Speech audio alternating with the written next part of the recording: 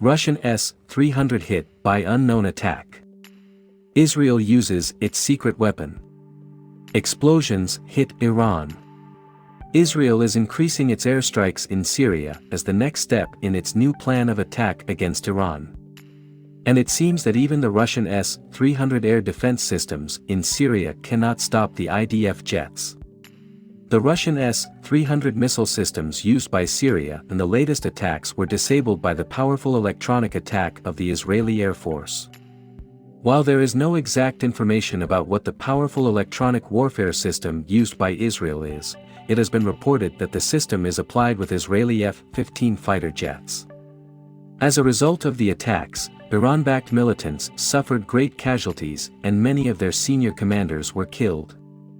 Israel used powerful electronic warfare systems against the Russian S-300 air defense systems and disabled them. Israel's evening attack on Syria demonstrated the uselessness of the S-300 favorite complexes put into service by the SAA. As it turned out, the Israeli military not only entered the airspace of Syria from the side of neighboring Lebanon, but also drowned out the air defense systems of the Syrian military with their own electronic warfare means, completely incapacitating them. The indirect talks are being brokered by the European Union and aim to bring Washington and Tehran back into the Joint Comprehensive Plan of Action, the formal title of the Iran.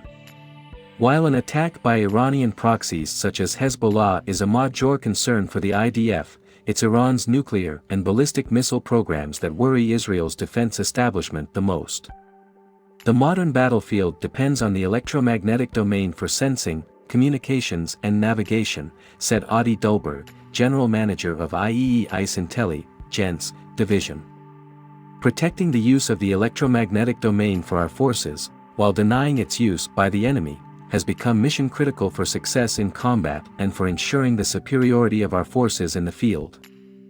Russia may hand over its powerful S-300 missile defense system to Syria in the near future, despite opposition from Israel and other Western powers, the Russian Daily Kommersant reported Monday, citing anonymous military sources.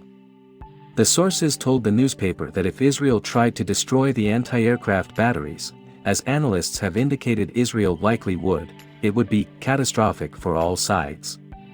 But Russian Foreign Minister later said no decision had yet been made on whether to give the S-300s to Syria, and added that it would not keep such a delivery a secret. On April 9, Israel allegedly struck the T-4 air base in central Syria where Iran has reportedly been operating a fully functional air base of its own and where it has centered its attack drone operations. At least 7 members of the Iranian Revolutionary Guard Corps were killed in the strike. The base was reportedly protected by surface-to-air missile defense systems. Satellite photographs of the base published on Sunday showed the strikes were carried out with a high degree of precision, hitting 2 hangars, but causing little damage to the surrounding area.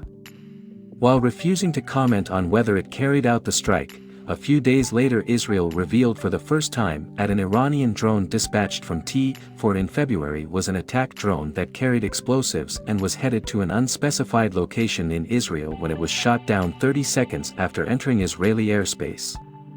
Israel lost an F-16 in retaliatory raids hours after the drone was downed on February 10, the first loss of a fighter jet in action in 35 years.